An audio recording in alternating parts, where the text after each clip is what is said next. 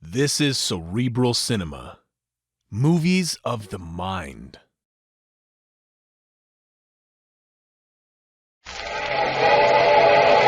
The Mutual Broadcasting System presents I Love a Mystery. Transcribed.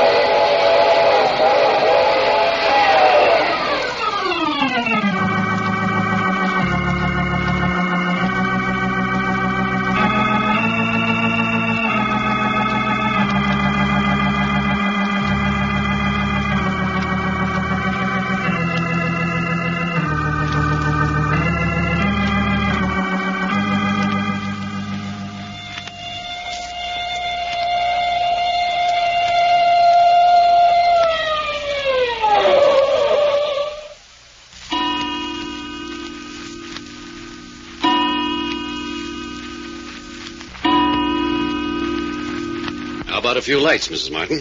Nobody calls me Mrs. I don't like it. What then? If Randolph Martin isn't good enough for you, call me grandmother. Everyone else does. Very well, Grandmother Randolph, let's have some lights. Why? Unhealthy ideas grow in darkness. Unhealthy ideas. Murder's an unhealthy idea. What are you talking about? Murder is not in this house. You should know better than that. You saw one of its victims carried out of here last night. You, with the rest of your family, spent most of the night explaining your whereabouts to the police. Such a fuss over a chauffeur. Not a very good chauffeur at that. I won't argue that. Furthermore, the police had their gall suspecting that anyone in this house had anything to do with it. On the other hand, it's surprising to me they didn't take the whole family down and lock you up. What are you saying? Grandmother Randolph, you brought my two companions and me here to get your grandchildren out of some kind of a mess. Isn't that true? Yes. You haven't given us the first inkling of what that mess is. If I knew, do you think I'd call for outside help? Well, it should be plain even to you that the murder of the family chauffeur is part of that mess. Nonsense. The police themselves said that he wasn't really a chauffeur, but a member of a confidence ring working here in the motion picture colony. Nevertheless, he was killed in your house while in your employ. By members of a rival gang. Do you know what your chauffeur was doing last night before he came home and got himself shot? No. Yes, you do. If you know that, why do you ask me? You know that he was out with your granddaughter, Hope, and that he was killed less than 10 minutes after Hope said goodnight to him when they returned. The police don't know that. No. Neither do they know that your chauffeur killed a man in a drinking joint out at the beach last night. What's that? That he killed the man in the presence of Hope, and that the man fell across their table and bled on Hope's dress. That she gave the dress to the chauffeur to get rid of, and that he still had the dress in his hand when he was shot dead in your front door. How do you know this, if the police don't? Well, that Doc and Reggie out investigating all night. They just got in half an hour ago. They're up getting some sleep now. But why don't the police know? Because the resort where your chauffeur killed his man was a hideout spot for shady characters. Now, don't worry. They'll find out in due time. My granddaughter, Hope, was in a hideout for criminals? Yes, I want to ask her about that myself. Who was the man he killed? Now, you can read all about that in the paper. Some gambler. They found his body in one of the canyons out on the way up to Malibu Beach. And shortly after he killed this gambler at this place, my chauffeur himself was killed in my doorway. That's right. Then doesn't that prove it was somebody outside, someone revenging himself for the death of the gambler? There's that possibility, of course. You seem very anxious to connect this murder with my family, Mr. Packard. No, I hope you're right. But there are too many suspicious things going on in this house.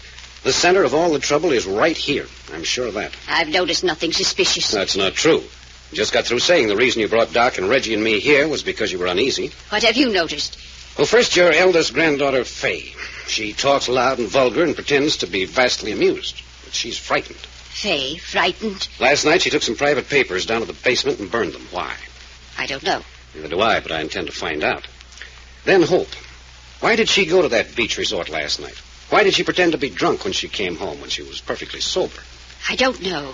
And Cherry. She's been slashed twice and pushed downstairs by someone she's never seen. Why does she talk in that frightened whisper? Who does she mean when she says they are after her? And what does she mean that Hope and her brother Job are in the worst danger? You can leave Cherry out of this. It's a lot of romantic nonsense. Twice slashed and thrown downstairs? You call that romantic nonsense? And the baby. There isn't any baby. I beg your pardon. I've heard it twice now. There isn't any baby, I tell you. Once it cried, and right after that, Cherry was hurled downstairs. Once it laughed and gurgled, and we found the chauffeur shot dead. It's ridiculous on the face of it. Babies don't laugh and cry on a given cue. How would a baby know that Cherry was about to fall downstairs? How would a baby know that my chauffeur was about to be murdered? Cherry says the baby cries when someone in the house is in danger. That it laughs when some enemy of the house is in danger. Cherry's a little fool. And protestations don't change facts.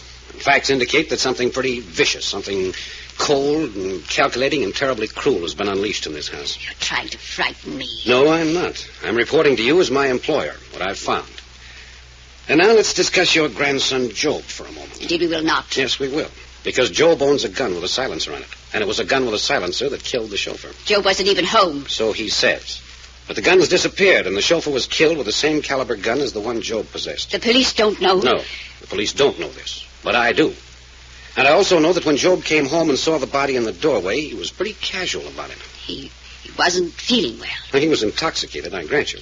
But even so, he should have been a little surprised and concerned at finding a body lying across the threshold, which he wasn't. I forbid you to talk like that. You can't do that. I can't forbid you to talk? No. Well, I can most certainly remove you from this house. But you won't. Why not? Because then I'll be forced to turn over all my information to the police. You wouldn't dare. Yes, I would. If we're kept on to solve the murder in our own way, we'll try to protect you and your grandchildren's names. If you make it impossible for us to work on the case, then we'll have to let the police do it. I don't trust you. Well, that depends on what you mean by trust. If no one in this house has committed murder, then we'll cover up for you till the cows come home. If it should have been someone here. Then we'll root him out and turn him over to justice. I know it. You can't be trusted. Well, look here. Are you trying to tell me that you think someone in this house committed murder and you brought us here to help you cover up for them? No, of course not. It sounds very much like it. No, all I'm asking you is to be sure. No circumstantial evidence such as the police would use. I'm sure none of my grandchildren has done anything wrong, no matter how much it looks it. Oh, that's it. You want them protected from court action and publicity until we've cleared them or proved them guilty. Yes, if they are innocent, and I know they are, to face a charge of murder would ruin us. You have my word. No one will touch them until we know for sure. Thank you. Now then, I've got to talk to Hope and Job. Are they in their rooms? Yes, it was 5 o'clock this morning before the police left. They're all sleeping. Well, they should be awake by this time. I'm going up. Listen. It's a baby crying. Now maybe you'll believe. But there isn't any baby. Wait a minute. That's the warning. Someone's in danger. Quick, upstairs to the bedrooms. Jack, did you hear that? The baby. I know it. Come on, Doc. Help me. Look in all the bedrooms. You bet. Whose room's this? That's Faye's room. Don't bother to knock. Hey, what's the idea? Can't a girl go to bed in this house? Nope, she's all right. What's the idea of raiding a girl's bedroom? The baby. Someone's in danger. The baby. Don't leave me. Don't leave me. Hey, wait for me. This is Job's room. Doc, run up the third floor and look in Sherry's room. You bet you. On the run. Yeah. Well, this is my old friend from the morgue. No, so you're up and dressed. You all right? It's never better in my life. Have a little drink? Aren't you ever sober? Didn't you hear that baby crying? I dreamed about a baby last night. Red hair. She was in a French bikini bathing suit. Nuts. Is Job all right, is he? Drunk. Which is Hope's room? This way. This way. It's either got to be Hope or Cherry. This room. What's that smell? Chloroform. Get those windows open. Look, the pillows over Hope's face. Get that window open. Do you hear me? Yes. Is she dead? Is she dead? No, she's alive. But she looks so white. Get out of the way. I'm going to lift her out of bed and take her over that window. What shall I do? Just get out of the way. There. What is it? What's the matter with Hope? Somebody tried to kill her with chloroform. Faith, haven't you an ounce of modesty? Go get something over that nightgown. But, Grandma, they tried to kill Hope. Get something on over that nightgown. Oh, horse feathers. Here, put this blanket around before I smack you. Apparently my modesty is more important than Hope's life. Now then, Mr. Packard. Forget it. She's going to be all right. What's this nonsense about chloroform? Use your nose. Another 15 minutes, you'd have been minus one granddaughter. Here, put this blanket around Hope. What's the matter with you? Your granddaughter near death, and all you can think about is my seeing her in pajamas. I'll keep my granddaughter's modest if this house falls down around my ears. Greetings and salutations, Grandma, old girl. Joe, go back to your room. What? You missed the fun? Joe, you're in no condition to be here. Go back to your room. What's this? Love in our midst. The man from the morgue holding the family wench in his arms. Huh? Joe, you're impossible. Hope is almost chloroformed. She's unconscious. Oh, no, not Hope. She's only playing dead. She likes it. Get that drunken fool out of here. Please, Job, come with me. Poor, pathetic old grandma. Have a lot of trouble with your family of rats, don't you? Job, be a good boy. All right. Bye-bye, man from the morgue. Great old house we live in, isn't it, Grandma? The Martin family at home. Doesn't your brother like Hope? He adores her. She's his favorite sister. Funny way of showing it. Nothing gets under his skin when he's in that condition. It seems to be all the time. Look, how is she? Better than I hoped for. It'll take her a couple, 3 hours to sleep off the effects of the chloroform. Now we can put her back in bed now. One of her feet is bare, so look the other way. Your grandmother's a little touched on the subject of modesty, isn't she? I think she must bathe in long underwear. There. I'll just cover her like that. Jack, look what I got. Poor little feller. Cherry, What's the matter with her? She's unconscious. This is just like I found her. Now lay her down. Let me see her. Looky at her. Clothes doggone near tore off her. Oh, look at that bruise on her leg. Here, she's bleeding on the back. Turn her over. Yeah, I know it. There. Oh, what happened? What happened? Hey, Jack, look. She's been slashed again. Yes, 3 times, right above the hip. Not deep. Like it'd been done with a safety razor blade. You Martin girls are certainly unpopular with somebody. Ain't it the truth? Murder sure is on the loose in this man's house.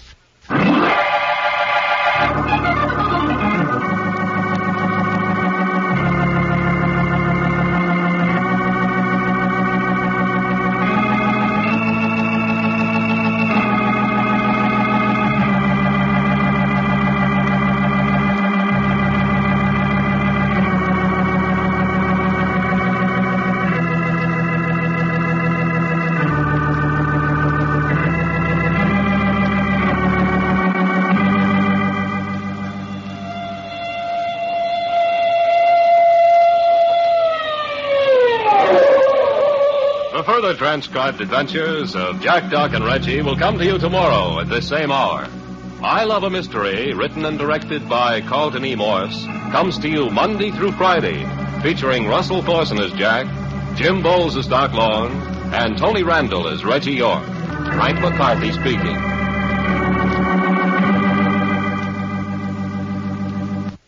Listeners, I'd like you to hear a letter from a 4-year-old girl.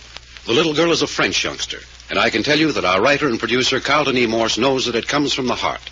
Perhaps you'd like to tell us why you know Mr. Morse. All right, Mr. Thorson, but I'd like first for Mr. Randall to read the letter just as it was written. How about it, Tony? All right.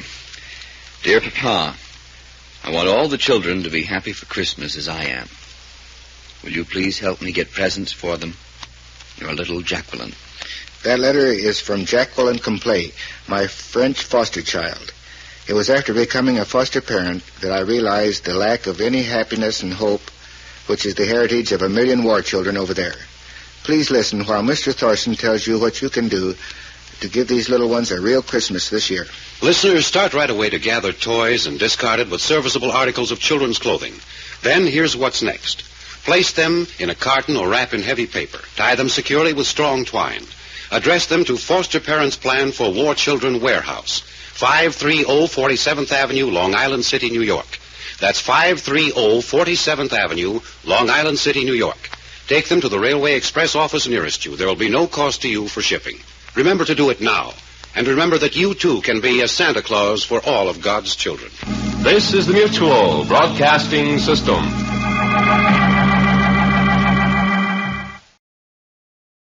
Cerebral Cinema hopes you have enjoyed this movie of the mind.